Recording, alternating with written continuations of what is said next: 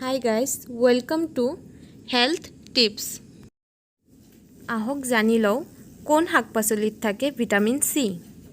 তাৰ আগত জানি লও ভিটামিন সিৰ উপকাৰ। ভিটামিন সি যাক এক্ৰবিক এচিড বুলিও কোৱা হয়, শৰীৰৰ সকলো কাৰ্যৰ বিকাশ আৰু মেৰামতিৰ বাবে প্ৰয়োজনীয়।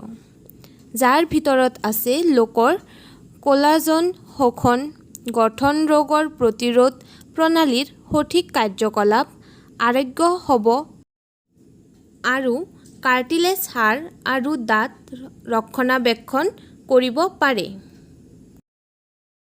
ফুলকবি যাক আমি ইংলিছত কলিফ্লাৱাৰ বুলিও কওঁ, পুষ্টিৰ ক্ষেত্ৰত ফুলকবিত ভিটামিন সি অধিক আৰু ফলেটৰ এক ভাল উৎস থাকে।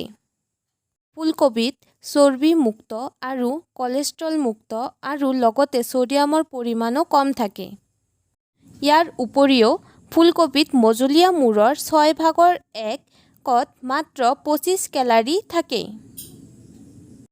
নেমু যাক আমি ইংলিছত লেমন বুলি কওঁ, নেমুত প্ৰায় 31 গ্ৰাম ভিটামিন সি থাকে, যি আপোনাৰ দৈনিক আহাৰত প্ৰয়োজন হোৱা ভিটামিন সিৰ পৰিমাণৰ প্ৰায় 2 গুণ।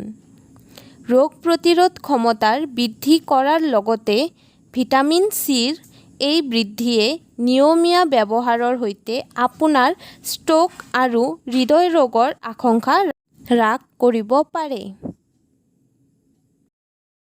বন্ধাকবি যাক আমি ইংলিছত কেবেজ বুলি কওঁ, ৰন্ধা বন্ধাকবিৰ হাফ কাপ দিনটোৰ বাবে আপোনাৰ প্ৰয়োজন হোৱা ভিটামিন সিৰ প্ৰায় 1/3 থাকে। ই আপোনাক ড'জেছ অফ ফাইবাৰ, ফলেটৰ, পটাছিয়াম, মেগনেছিয়াম, ভিটামিন এ আৰু ভিটামিন কে আৰু অধিক ভিটামিনৰ যোগান ধৰে। গাজৰ যাক আমি ইংলিছত কেৰট বুলি কওঁ, গাজৰত থকা ভিটামিন সিয়ে আপোনাৰ শৰীৰত এন্টিবডি নিৰ্মাণ কৰাত সহায় কৰে, যি আপোনাৰ ৰোগ প্ৰতিৰোধ প্ৰণালী ৰক্ষা কৰে। ভিটামিন সিয়ে আপোনাৰ শৰীৰক বিৰম্বনা গ্ৰহণ কৰাত আৰু ব্যৱহাৰ কৰাত আৰু সংক্ৰমণ প্ৰতিৰোধ কৰাত সহায় কৰে। বেল পেপাৰ যাক আমি বেল জলকীয়া বুলিও কওঁ,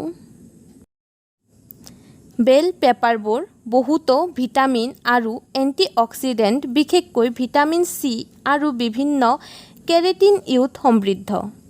এই কাৰণে তেওঁলোকৰ কেইবাটাও স্বাস্থ্য লাভালাভ থাকিব পাৰে, যেনে চকুৰ স্বাস্থ্য উন্নত কৰা আৰু কেইবাটাও দীৰ্ঘম্যাদী ৰোগৰ আশংকা হ্ৰাস কৰা। সৰ্বোপৰি বেল জলকীয়া হৈছে এক স্বাস্থ্যকৰ আহাৰত এক উৎকৃষ্ট সংযোজন। এই ভিডিঅ'টোৱে যদি আপোনাক সহায় কৰিছে আৰু আপুনি যদি কিবা জানিব পাৰিছে, তেনেহ'লে নিজৰ পৰিয়ালৰ আৰু নিজৰ বন্ধুসকলৰ লগত শ্বেয়াৰ কৰি দিব আৰু ভিডিঅ'টো ভাল লাগিলে ভিডিঅ'টো লাইক কৰিব, শ্বেয়াৰ কৰিব আৰু চেনেলটো ছাবস্ক্ৰাইব কৰিব। ধন্যবাদ।